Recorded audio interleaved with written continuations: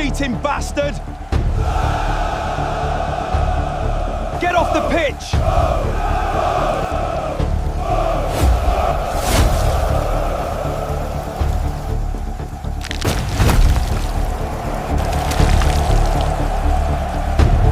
Easy, lads. Stay calm.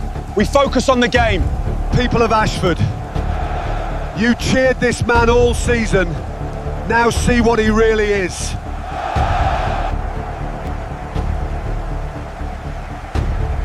A cheat has your sons on that pitch. He sold a match once for money. What do you think a man like that sells next? You call that a game? Get off the field! We want a refund!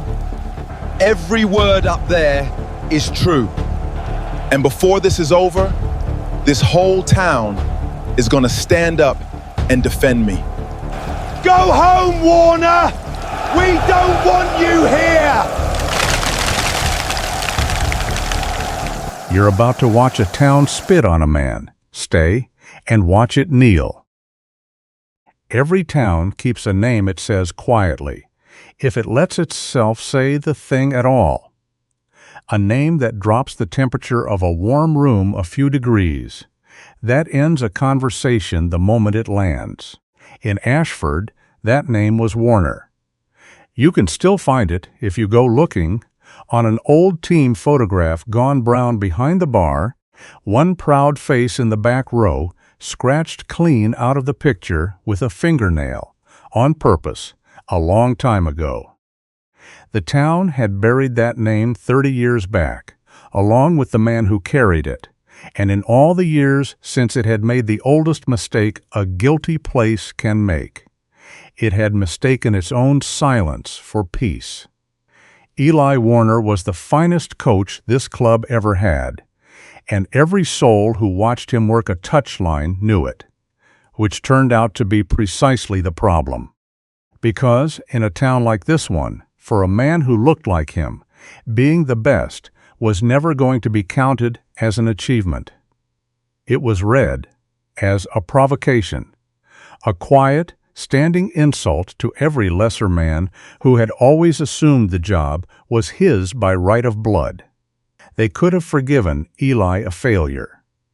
A failure would only have confirmed what they already believed about him. What they could never once forgive was the sight of him succeeding, season after stubborn season, and carrying himself the whole time like a man who did not need their permission to be proud. So when a bad year finally came hunting, and in a place like this, a bad year always comes eventually, looking for a name to hang its troubles on. Ashford did not have to think very hard about the address. It already knew it by heart. It called his gift a fluke, and his dignity an insult, and his success a kind of quiet theft, and then it ran him off the very field he had given his whole life to. And when that was done, the town did the one thing a guilty place is truly, expertly good at, the thing it has had centuries to practice. It forgot. It chained the gate, let the good grass go to seed, and told itself, night after night, that the silence settling over the empty stands was the very same thing as peace. His boy learned the town's arithmetic early, and he learned it the hardest way there is to learn anything. From the back seat of a leaving car, one small hand pressed flat against the cold, fogged glass, watching the only home he had ever known shrink down to a smear of light behind him. It is a simple enough sum, once a child finally works it out, and the terrible thing is that it never quite leaves him again. A man can do everything right in a place like this. He can be honest and gifted, and twice the man his neighbors are on their best day. And in the end it will not matter, not one bit, because the arithmetic was written down long before he was ever born. He still will not be allowed to count. 30 years is a long time. It is long enough for a frightened boy in a back seat to become a grown man behind a wheel, driving that same stretch of road in the opposite direction, back toward the one place on this earth he had sworn, out loud, and to himself, and to a dead man's memory, that he would bury, before he ever let it finish burying. The welcome sign rose up out of the gray morning, like something surfacing slowly from deep water. Ashford. A few thousand souls, most of whom still remembered his father's name, and exactly one thing they had long ago decided to feel about it. He did not slow the car down. He had spent the entire drive not slowing down. The world, of course, had long since settled on its word for the man behind that wheel. Cheat. One clean, closed, final syllable, printed in bold under a grainy photograph, and pinned to the wall of every mind that had ever heard it spoken. And here is the genuinely terrible thing about that particular word. It fits him. It fits Isaiah Warner the exact way a mugshot fits a face, accurate in every hard line of it, and a lie in every single way that actually counts. He did do the thing they say he did. He has never once, in 10 long years, tried to deny it. What no one in Ashford ever bothered to ask, not in all that time, was the only question that was ever going to matter. Why? They will tell you he came back for the job, and it makes a tidy kind of sense, the way the cruel stories always seem to. A ruined man and a ruined little club limping toward one another across the same field of wreckage. The two of them, people would say with a knowing nod, deserved each other. But stop for one moment and do the honest arithmetic. No man alive on this earth drives 500 miles with his sleeping son beside him and everything the two of them still own, folded into the back of a tired old car, straight toward the very town that broke his father in half, simply to go and collect a paycheck he could have earned in 100 easier places. That is not the shape a paycheck makes. He had come back for something else entirely. Something older and heavier, and a great deal harder to say out loud. This town would learn what, in its own time, and it would learn it the only way this town has ever learned anything at all, the hard way, the way that leaves a mark. And it would learn it, in the end, from the very same family that had quietly owned Ashford for 30 patient years. Owned it not with fists and not with fear, but the modern way, the polite way, door by door and debt by debt, one forgiven mortgage and one gently called-in favor at a time.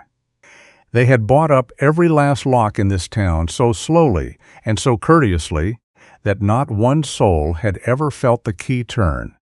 And somewhere in a dim and paneled room, standing above a small glowing model of the very town they had spent a lifetime acquiring, they had already chosen, carefully and a long time ago, exactly which lock they would be closing last of all. A town will tell you what it thinks of a man long before it ever troubles itself to say the words out loud. It tells him in the tilt of a shoulder, in the half-second a voice takes to cool, in the door that is never quite opened all the way. Ashford said it to Isaiah Warner on the first cold night of his return.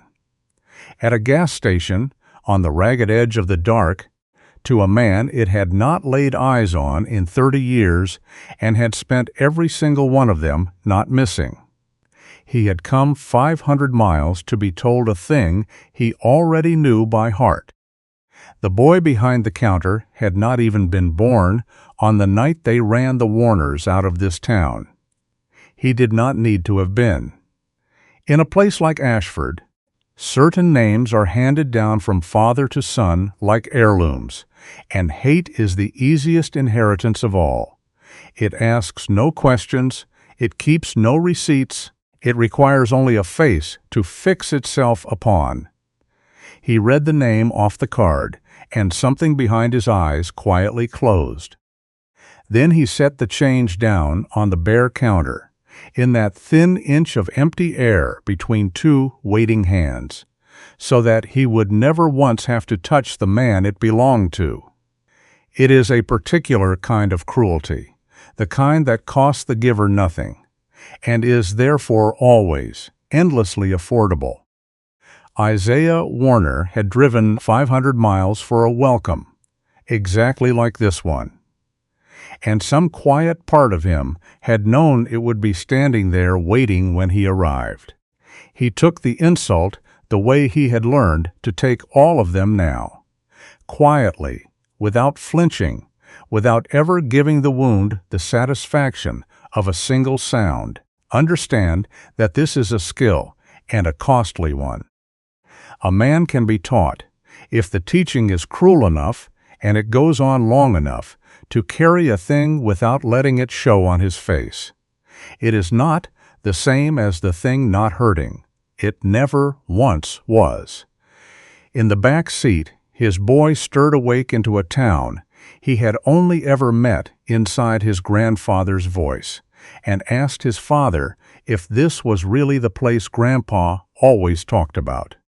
And his father, standing at a pump that would not touch his hand, did the hardest thing an honest man can do to a child who trusts him. He told him the truth. Yes. This was the place. He had brought his only son home, to the one town in America that had already decided. A full generation before either of them drew breath, exactly how little a Warner was worth. He told himself it was worth it. He told himself the boy would understand it one day. He had not yet been shown the price, and the town had not yet even begun to name it.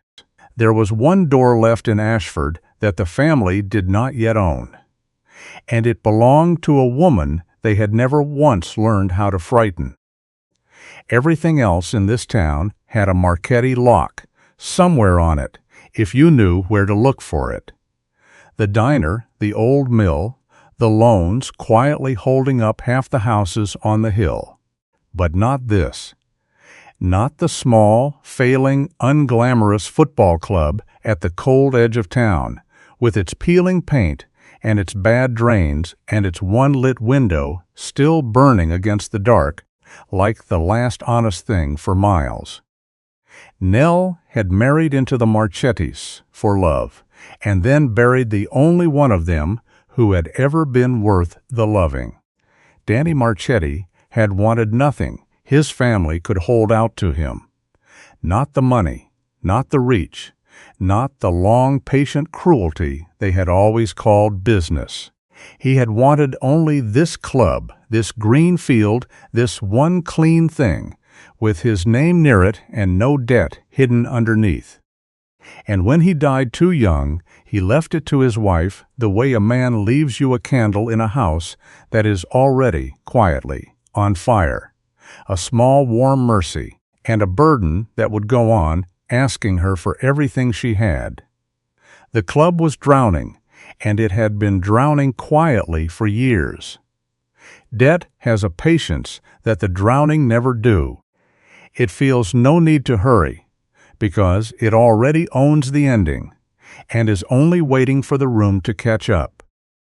The family that held the paper on this place was patient now with her, the way only money can afford to be. They did not want her grief, and they did not especially want her ruin. They wanted the one small, clean, tidy thing that would make the whole of it theirs, at last. They wanted her signature on a line they had drawn for her a long time ago. So understand the true size of the thing she did next, because the town itself never once would. A drowning woman was thrown a single rope, and instead of closing her hand around it, she reached past it, down into the black water, for the one man in all of America guaranteed to turn every last soul in Ashford against her. She did not hire a coach the town might one day forgive. She hired the cheat. She took the most hated name within 500 miles and set it down in the middle of her dying club like a lit match laid on dry paper. And she could not have told you, not then, exactly why she was so sure. She could not have told you why she trusted him. She knew only that her husband, in the last thinning month of his life, when the morphine had loosened whatever it is a careful man spends his whole life holding shut, had said a name in his sleep. Not her name, not his mother's, a stranger's. He said it like an apology, and like a debt, and like a prayer, over and over into the dark, and the name was Warner. She did not understand it then. She understood only that Danny had carried something heavy all the way to his grave, and that its name and the cheat's name were, somehow, the very same word. So she made the one telephone call the entire town would have gone down on its knees to beg her not to make. And when the cheat finally sat down across her desk, there in the lamplight, the two of them did not trade comfort, and they did not trade lies. They traded the truth, which is the rarer and far more expensive currency. She did not pretend the town wanted him there, or that she did. She told him plainly that she wanted to win, and that his was the last name left in all of Ashford that still might be able to do it. Two people the world had already finished with, taking each other's measure in the dark. She slid the contract across the desk and told him not to make her regret it. Isaiah Warner signed it, without a flicker, in one steady stroke, the way a man signs the thing he has driven 500 miles through his own history to reach. And he told her, quietly, that she would regret it, right up until the day she didn't. Two people the town had already thrown away had just made a promise on the last unclaimed thing in Ashford, and across that same town, in a room hung wall to wall with other people's keys, a patient man felt a lock. He had been certain he owned turn a quarter of an inch the wrong way. He did not worry. Men like him do not worry. Worry is for people who cannot see the whole board. He simply reached, unhurried, for the folder he had been keeping all this time for exactly this. To understand what Isaiah Warner had just walked into, you first have to understand how a town gets swallowed, because it never happens the way you would expect it to. It is not an army. It is not a single terrible day you could point to afterward and say, "There, that is the moment we lost it. It is a loan here, a small favor there." A mortgage, a good family cannot quite make 3 hard winters in a row forgiven with a warm handshake by a man who will remember that forgiveness for the rest of both their lives. It is slow, it is unfailingly polite, and by the time anyone in town thinks to sit down and add it all up, the arithmetic has already been finished for years. Vincent Marchetti had spent 30 years buying Ashford the way water buys a canyon, not with force but with time, and the patience to let gravity do the cruel part for him. A payment missed, a note called in gently, so very gently, at exactly the hour a man had nowhere left on earth to turn. Until one ordinary morning, the whole town looked up from its small troubles and understood, all at once and far too late, that every single road out of them ran straight through one man's front room. He did not rule Ashford. He held its mortgages. And in a town made poor enough, for long enough, those two things have always quietly been the same. And he did not want the football club for the football. He had never once in his life cared which boys ran which way across a muddy field on a Saturday. What he wanted was the ground beneath the grass, because under that failing little club ran the last unbought parcel of a number, so large, the town could not have said it aloud without either laughing or weeping. $400 million of land, and one dying club sitting on top of it like a coin, dropped carelessly over a storm drain. 30 years of patience had brought him everything but this. Only this last small lock still held. A patient man had waited a very long time for that final lock to loosen, and then a grieving widow had gone and placed the key into the one kind of hand Vincent Marchetti had never in his life learned how to buy, an honest one attached to a man with nothing left to lose. So he reached for the only tool that had ever worked on a Warner. He did not threaten anyone. He never needed to. He simply reminded the town, gently, of the thing it had always wanted an excuse to believe, and in a dark room, standing over a glowing model of a town that was very nearly all his already, he gave a cold man in a gray suit a single quiet instruction. "Pull every sponsor the club has," he said, "by Friday." The widow was holding the last brick in $400 million, and it was time, he said, to make it heavy. The town could not pull the sponsors with its own hands. That was work for quieter men, in better suits, on cleaner phones. But it could pull the children, and that part it did itself, and gladly. Isaiah Warner ran his first training session on a cold, bright, altogether ordinary morning, and one by one, without a single raised voice, the fathers drifted over to the fence and called their sons in off the grass. Not with anger. Anger, at least, would have been a kind of respect. They did it with a small backward jerk of the head, the way a man calls a dog away from something filthy in the road, and one by one, heads down, the boys went to them. And each boy, as he crossed the grass to go, looked once at his coach and once at his father, and learned in that single glance the same brutal arithmetic his coach had learned 30 years earlier, in the back seat of a leaving car. A man can do everything right here and still never be allowed to count. By the end of it, there was one man left standing alone in the middle of a wide, empty, green field. Duke Hollis made a point of passing close enough that it could not possibly be missed, and spat on the grass beside the coach's boot, and told him, almost gently, to go home. Ike Warner did not give him the gift of a reaction. He did not watch the man walk away.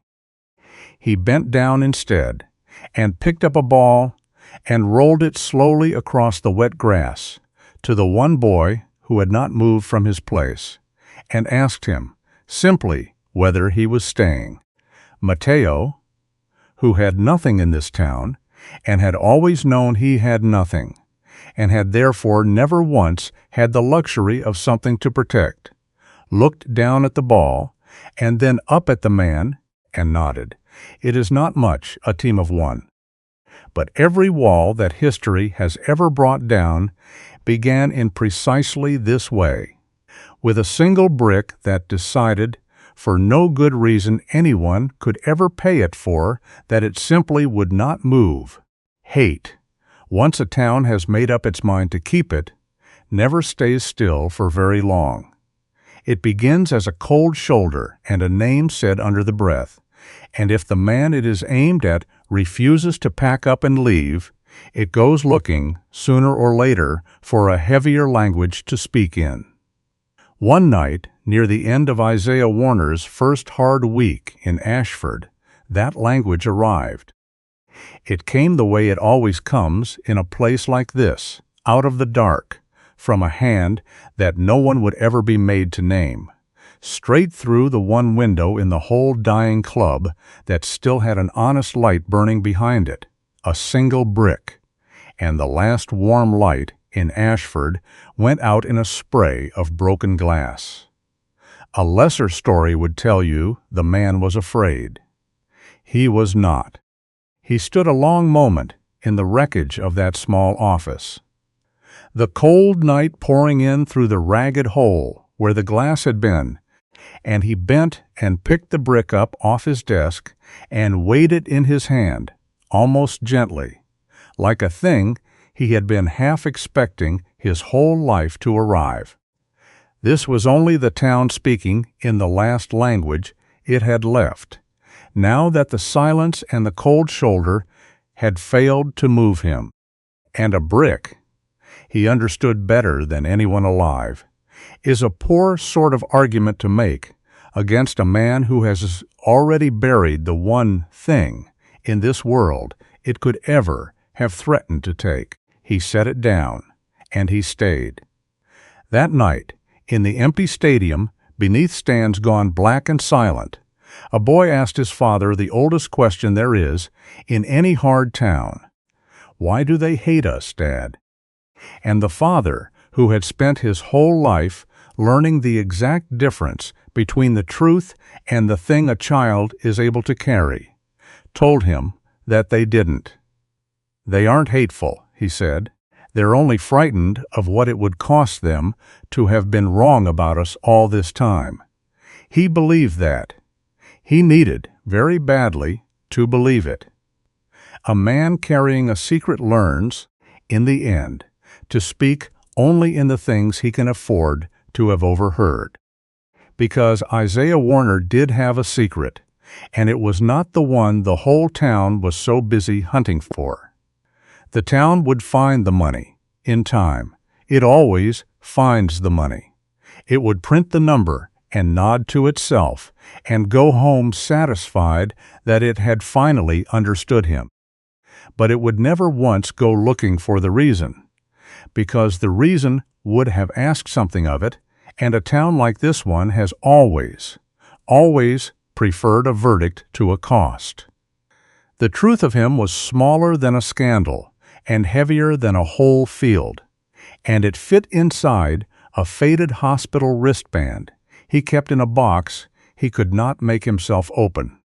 And the family that had already found both the money and the reason years and years ago was at that very moment sliding a plain, closed folder across a table in a dark room. Unhurried, almost tender, the way you lay down a card you have been holding patiently all night, waiting only for the pot to grow rich enough to be worth the taking. They did not need to beat this man. They had learned something colder and more patient than beating a man. They only needed him to climb high enough and public enough and proud enough that when the fall finally came, it would do all the finishing for them and leave every one of their hands perfectly clean. So he began to climb, exactly as high as they needed him to. Watch closely. Every team is a small town, and every small town keeps a prince. On Ike Warner's team, the prince was a boy named Bryce. A rich father, a golden number 10 on his back, and the easy cruelty of a kid who has never once in his life been told no. And one cold afternoon, in front of the whole team, the prince put the poorest kid on it, face down in the mud, and laughed. Now the last 3 men to hold Ike Warner's job would have looked the other way. A rich father is a useful thing to a struggling club, and a poor boy is only a poor boy. But Isaiah Warner had spent his entire life on the wrong end of exactly that arithmetic, and he had driven 500 miles back into this town to break it. So he walked over, and he took the golden number 10 off the prince's back, and he benched him. The sponsor's son, the town's darling, without so much as a flicker. And when the boy's father came roaring down out of the stands, Ike dropped that shirt in the mud at the poor kid's feet and told them both the only rule that would ever hold on his team. You earn the shirt here. Your daddy's money doesn't. The poor kid picked it up out of the mud like it weighed 100 pounds, because to him it did. You cannot argue a town out of its fear. Fear does not listen to argument. Argument only teaches it new words for the same old refusal. Isaiah Warner understood this in his bones, and so he did not even try. He did instead the one thing that has ever moved a wall a single inch in the whole long history of walls. He kept showing up. Morning after gray morning, he was simply there, before anyone else arrived, and long after everyone else had gone home, being quietly, and without apology, the exact man the whole town had already decided he could not possibly be. There was one soul in that club who never doubted him for a second. Miss Ruthie had kept the tea urn and the little canteen running for 40 years, long enough to remember the last Warner who stood on that grass, and she still said the name Eli like a small, warm blessing. He fixed what the last 3 coaches had let rot into the ground. He learned the names of boys no scout had ever bothered to write down. He gave a poor kid a rich kid's shirt and did not stop for a moment to explain himself or wait to be thanked, because a kindness that goes about asking to be admired is only another kind of debt dressed in its Sunday clothes. And Isaiah Warner had spent his whole life and paid in the end with the only thing he ever loved, learning exactly what a debt costs the man who carries it. That summer the whole country was turning 250 years old, and even Ashford strung its banners across Main Street. 250 years of a promise that all men are created equal, and on the very same lampposts, a little lower down, quieter, the family that owned the town had begun taping up its notices. Rezoned can vacate. 30 days to vacate. A town can celebrate a promise and break it on the same pole and never once feel the contradiction. And all the while, the town watched Ike Warner, arms folded, and waited for the cheat to show. Every day he did not, the waiting got a little heavier to hold. They could not scare him off the pitch. So one night, in the dark of the players' tunnel, they tried the other thing this town has always trusted. They tried to buy him. A man in a clean suit held out a thick envelope and a simple choice: throw the final, or they would remind the whole town, all over again, exactly what he was. And Isaiah Warner, who had once done precisely this, who knew to the last penny what a sold game costs a man and everyone he loves, did not argue, and he did not explain. He struck the envelope up out of the man's hand, and a season's worth of dirty money went up into the cold tunnel light, and came drifting back down like snow all around the both of them. He said only this: I sold a game once. It cost me everything I loved. You have got nothing left to take from me. And at the mouth of the tunnel, an old, sour, gravel-voiced assistant named Ray watched the whole thing happen, and felt something he had been certain of for a decade quietly come loose in his chest. Here is the thing the whole town would spend an entire season screaming about, and never once ask after kindly. Here is what the money bought. Her name was Grace. Before Ashford, before the word cheat was ever hung around his neck, there was a young coach on his way up in the world, and a woman who laughed like the rent was already paid. And for a few good, bright, ordinary years, Isaiah Warner let himself believe the hardest part of his life was already behind him. The doctors used the word aggressive, The insurance company used the word denied. There was a treatment, a whole country away, a real and genuine chance, and it cost more than an honest young coach could earn in 10 clean years. And she did not have 10 years. She had months. Understand what happened next, because the town never once tried to. He did not fall. He jumped, knowing to the inch exactly how far down it went. A man came to him in the gray light of a parking garage, with a number and a favor. And Isaiah Warner, who had believed in the clean thing his whole life, who had never so much as shaved a single point, sold the one match that would haunt every day of the rest of his life, and told himself the entire time that it was love. And the terrible part, the part he has never once, in 10 years, been able to set down, is that it was. The money bought the treatment. The treatment bought 3 weeks. He held her hand through every single one of them, the good hours and the bad, right down to the last thin gray morning. And then he was holding nothing at all. 3 weeks. That was the price, and that was the whole of what it ever bought him. When it came out, the world took his name, his living, and his place in the only thing he was ever any good at. It printed the word cheat in letters a foot high and went home, satisfied it had finally understood him. It never asked what the money was for. He never told it. He drove what was left of himself home to a baby boy with his mother's eyes, and he made a quiet, private vow that he would never again buy a single thing in this world with a lie, which is the whole reason he threw that envelope back in a dark tunnel tonight.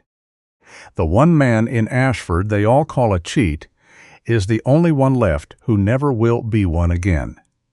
The town just had it a decade too early, and about entirely the wrong thing. So before you decide what kind of man he is, be honest with yourself, and ask what you would have done with 3 weeks left, and the money right there in your hand. Vincent Marchetti had a room, chandeliers, old money, the great and the good of 3 counties all leaning toward him, and in that room, across 30 patient years, he had never once lost a single thing he wanted. Into it, one autumn night, walked the widow. Nell wore wine red, and every eye in the room, and she had not come to plead for anything. She crossed the floor to the one sponsor whose money Vincent had spent the whole season quietly securing, a fat, decisive prize.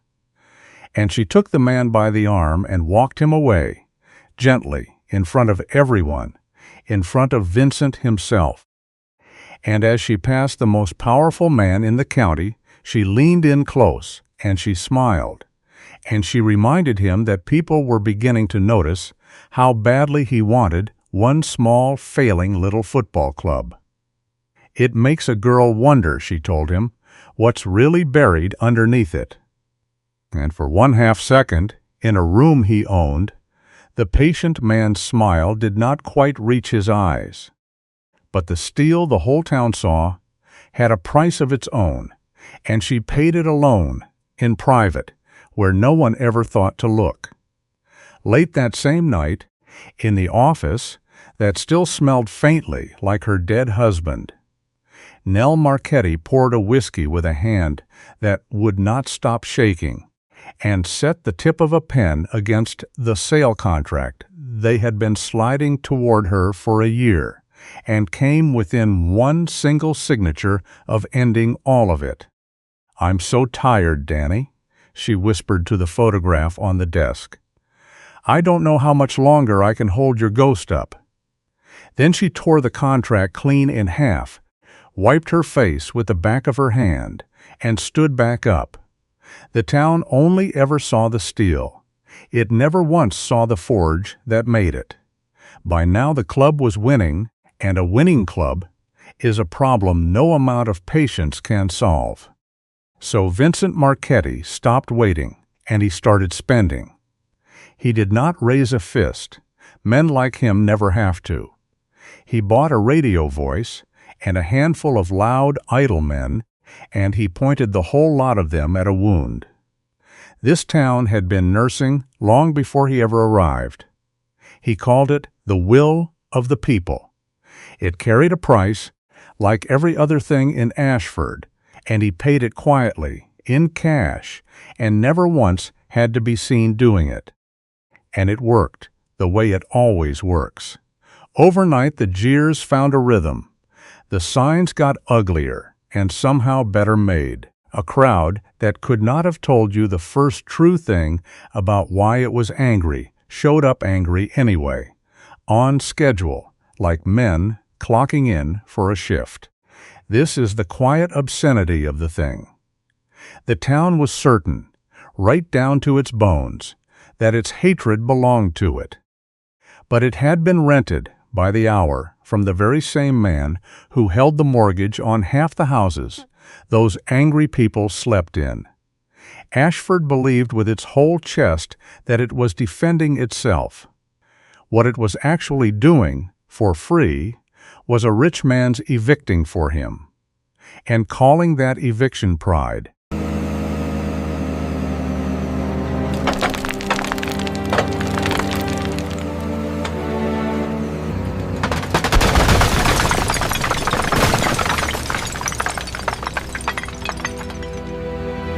No, please, this is my home. 40 years, don't you take my home. Move, old woman, unless you want to go down with it. This isn't your house anymore.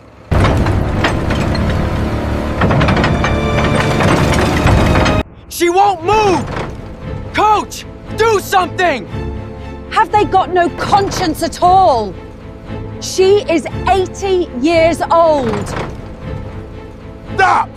You go through me first!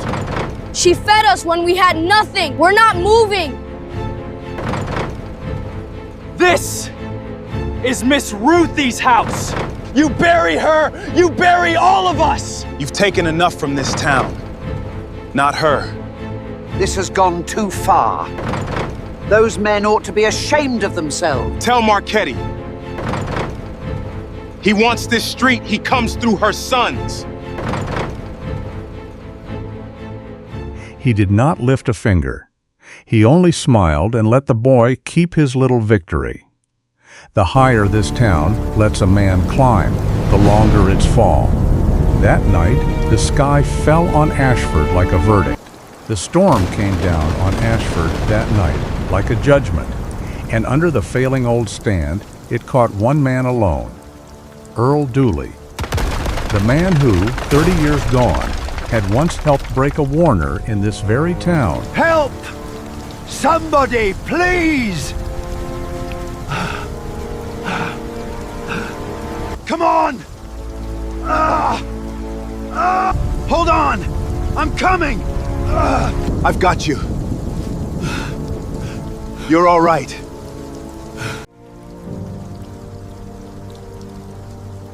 You're Eli Warner's boy. The boy whose father this town had broken once, and the old man knew his own hand in it. God forgive me. I'm so sorry. Some debts wait 30 years for a face to give them back to. Earl Dooley's had just found one. By the time the storm blew itself out, the whole of Ashford knew.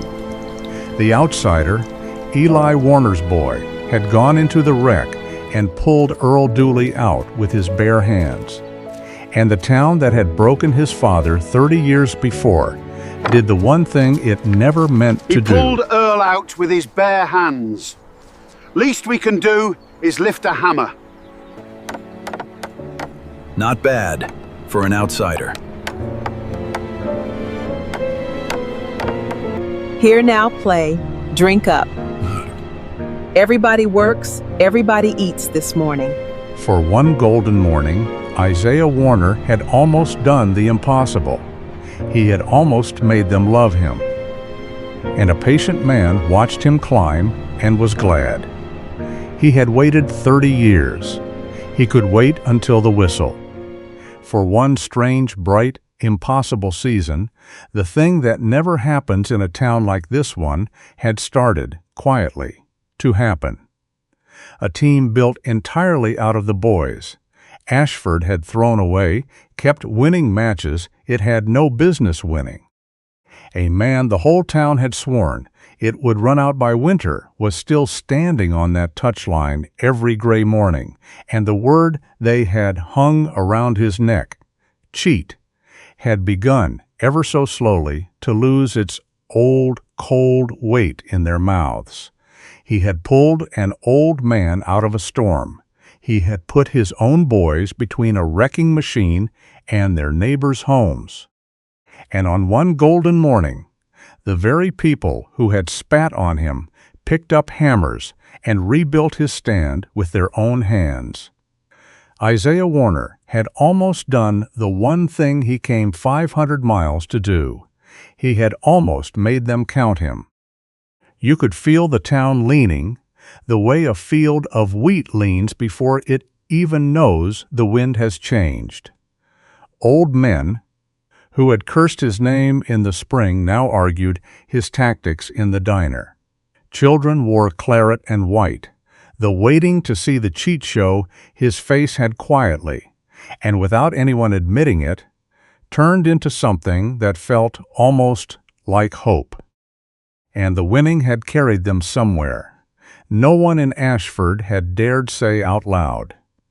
One home tie now stood between this team of nobodies and the national final, a single knockout match, under their own floodlights, on their own poor patch of grass, with the whole town packed in to watch, and, for the first time in memory, the cameras of the whole country pointed at little Ashford. Win this one, and the miracle went national. It was the biggest night the old ground had ever known. It was also, though only 2 men in the whole town understood it yet, exactly the stage a patient enemy had been waiting for. Because a winning club is the one thing a man like Vincent Marchetti cannot allow. He had never wanted the football. He wanted the ground under it, the last dark parcel of $400 million. And a dying club is worthless, easy to buy, easy to bury. But a club that wins, a club the whole country falls in love with overnight, becomes a thing no quiet money can ever touch again. If these boys reached that final and won it, the land beneath them would be lost to him forever. So the patient man did the sum he always did, and it told him the truth every predator knows in its blood. You do not wait for your prey to reach high ground. You break it on the climb. And this one thing, alone of all his cruelties, he would not hand to a bought radio voice or a man in a cheaper suit. A Marchetti had broken a Warner on this same ground once before, 30 years gone. He intended to do it again himself. Watch closely. He did not summon Isaiah Warner. He simply went and stood in the middle of the one thing the man still had, and waited to be found. Your father stood right about here once, a long time ago, before this town made up its mind about him. Say what you came to say. Walk away tonight, Warner. Lose the match. Let this little club fade out quiet. Or you win, and every soul in these stands hears exactly what you did, and not one word of it a lie. And if I tell them what you are, who is really putting these people out of their homes? Tell them. They already know. Somewhere they do not let themselves look. And they will believe the man who holds their mortgage, long before they believe a cheat who holds nothing at all. Your boy will be up in those stands tonight. It is a hard thing for a child, watching his father go down a second time. Go on. It will not change a word of it. It did not help your father either. Then let them hear it. I am done running. Good. I do prefer it when they stand. The fall is so much longer. He had just chosen, with his eyes open, exactly how far he was going to fall. And a few hours later, on that same grass, with the whole town watching, they made him fall it. Go home, you cheating bastard! Get off the pitch!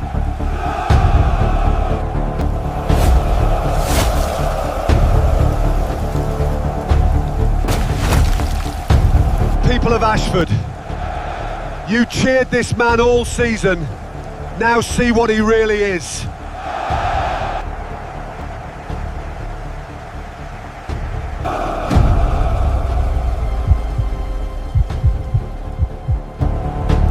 You call that a game? Get off the field! We want a refund! Then show them, Warner! Don't you dare back down! Every word up there is true. And before this is over, this whole town is gonna stand up and defend me.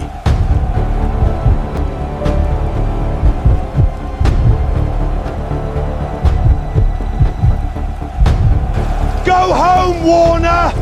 We don't want you here! The man was hollow now, and the patient hunter at last had what he came for. But the match went on, and the boys nobody had wanted played for the man nobody would keep, breathless to the very last minute.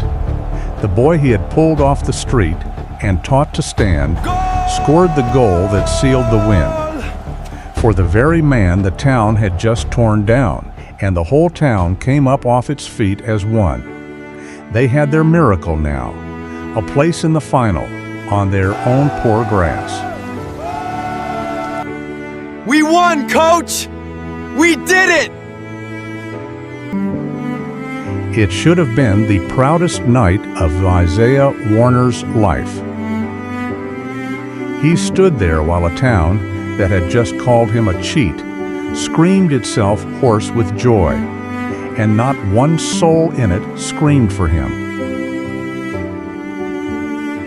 He was not the only one in Ashford who could not be glad that night.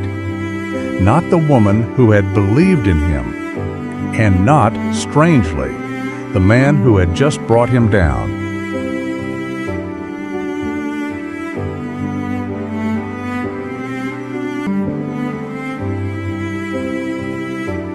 He had given this town its miracle.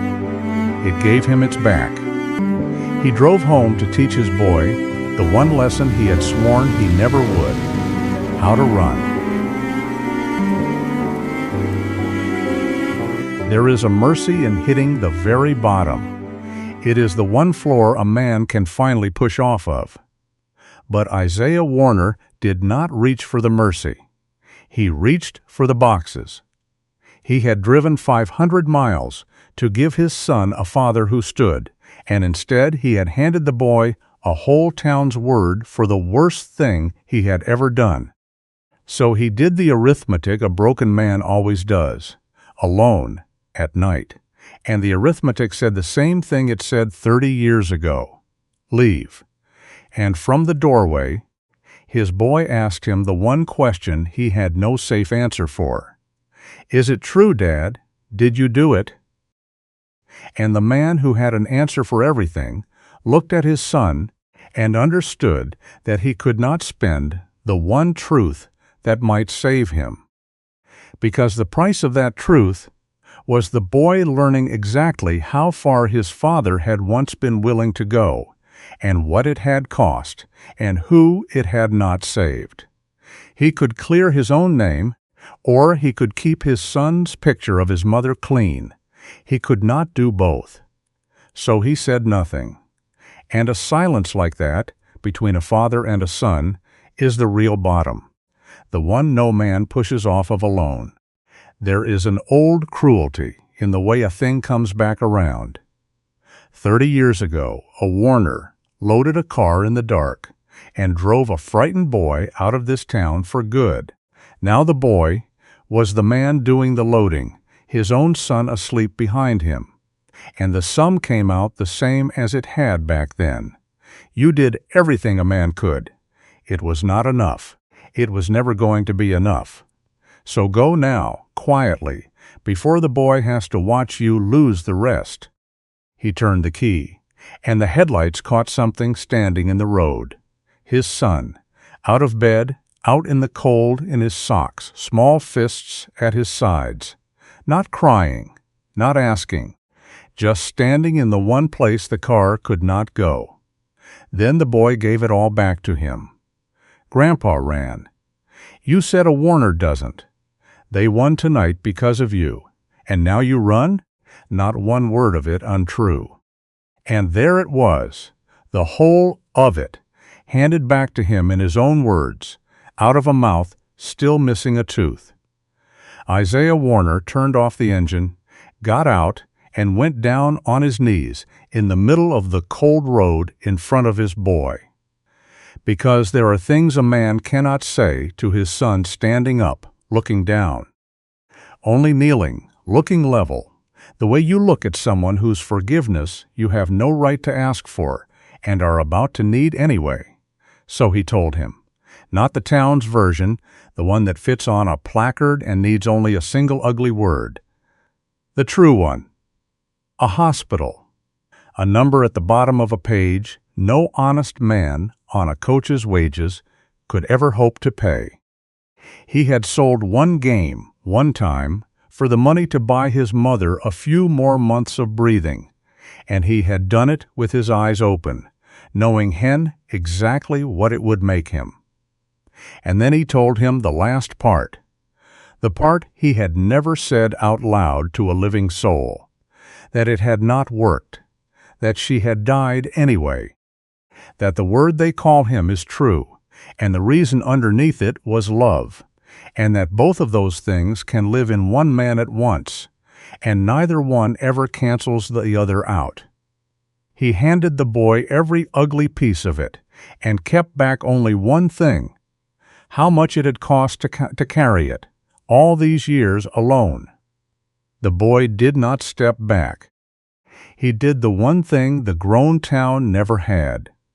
He heard the very worst of his father out loud and stepped in closer, and the man who had crossed 500 miles to give his son solid ground learned, on his knees, in a cold road at midnight, that the boy had been the solid ground all along. He did not leave. He carried his son back inside. And in the gray of the next morning, Isaiah Warner walked back out, to the touchline he had been ready to abandon. He had a final to coach. While a father was finding his feet again, a widow finally opened the box her husband had left her. The last box of a careful man's life, the one she had not been able to touch in the whole year since. A worn notebook, a folded map of the town, half of it shaded in dark ink. A single cassette tape with nothing written on it at all. And the last thing Danny Marchetti's hands had closed around told her why a dying man had spent his final nights saying a stranger's name. Because it had never once been a stranger's. 10 years before, men came to a desperate young coach in a concrete garage. A number, a small favor. He had never known their faces. He knew them now. They were not strangers to Ashford.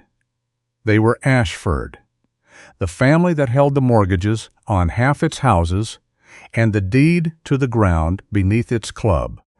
The sin that ended Isaiah Warner was written and paid for, out of the very house, now trying to swallow the last patch of grass he had left. They laid it on the one man too broke to lift it off, and let a whole town do their hating for them. Danny Marchetti found it out too late, and it finished him. The good son, the one who had only ever wanted the little football club, not the rest of what his family did in the dark. In his last year, he went quietly looking for the man his blood had ruined, meaning to hand him back a piece of a life. He died with the phone number folded in his hand. So, when his widow, drowning and not knowing why, dialed the one name that could turn her town to fire, she had not been making a mistake. She had been finishing her husband's last sentence. She brought it to the one man with every right to burn it all down. They sat under a single lamp and let Danny's tape turn in the dark, and somewhere in it their eyes came up and met. And neither had to say the thing they both now knew. The family that buried one Warner 30 years ago and framed another 10 had made exactly one mistake. They broke a man who would spend 10 years learning to read a ledger backwards. Tonight they handed him theirs.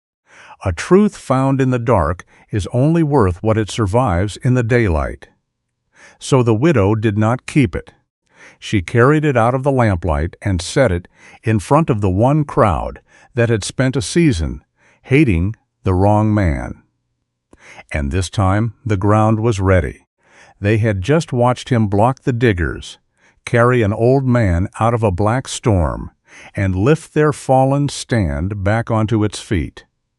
A town that has seen a thing is a harder town to lie to. Then Nell stepped up in front of the cameras. In the family name she had married into and never been allowed to keep, and swung it at the family that gave it to her. "You want to know what kind of man he is," she said. "He committed the one sin that could ruin him to buy his dying wife 3 more weeks. And the men who put that sin in his hands are the same men buying your homes, one notice at a time." Then the cut that landed. What had the rest of them been doing with their clean little names? It landed in silence. Because it fit. Every soul there carried a grievance the size of a house, and every one of them had spent a season aiming it at the only man, too, poor to aim back. And then the oldest kind of miracle there is. An old man stood up in the middle of the crowd, the same trembling old man the town had rebuilt a grandstand beside days before, never once asking his name. 30 years ago, he said, I lied about Eli Warner. A Marchetti asked me and paid me, and I have carried it every day since.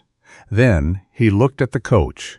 That man's father is the one I helped bury, and his son just pulled me out of a black storm with his own 2 hands. I am done being paid to forget. 30 years too late, a coward found his spine, and it still counted. And the anger this town had rented out for a generation, and taught itself to call pride, finally found the door it had always belonged at. For a whole season it had been aimed at the wrong man, the son of the one who tried to protect them. Now they knew whose hand had been on the back of their necks the whole time. And, as one, the town turned around.